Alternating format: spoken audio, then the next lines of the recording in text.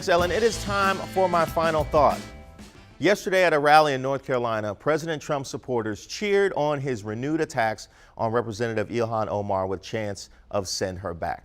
Now, this stems from Trump's Sunday tweet telling Omar and her fellow Congresswomen Alexandra Ocasio-Cortez, Rashida Talib, and Ayanna Pressley to go back to where they came from.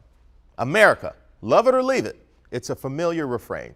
The next time you hear it or any of its variations, like "send her back" or that old racist chestnut "go back to Africa," pay attention to who it's aimed at.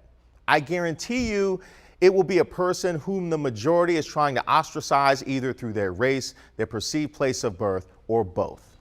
And for what? Pushing for the advancement of American ideals? Trying to grow beyond the narrow box that a large portion of our society wants to and needs to keep them in? The people doing the yelling, the ones questioning the Americanness of others, they're perverting the concept of patriotism to advance their own agenda.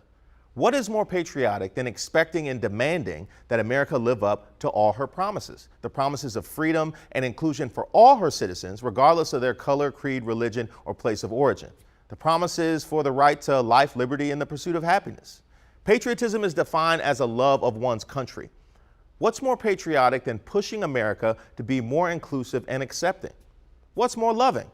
And it's no different than your own parents pushing you to be the best that you can be. As James Baldwin said, "I love America more than any other country in the world. And exactly for this reason, I insist on the right to criticize her perpetually." Now, if somebody should try and throw this xenophobic nonsense at you, take it as a badge of honor and tell them, I'm not going nowhere.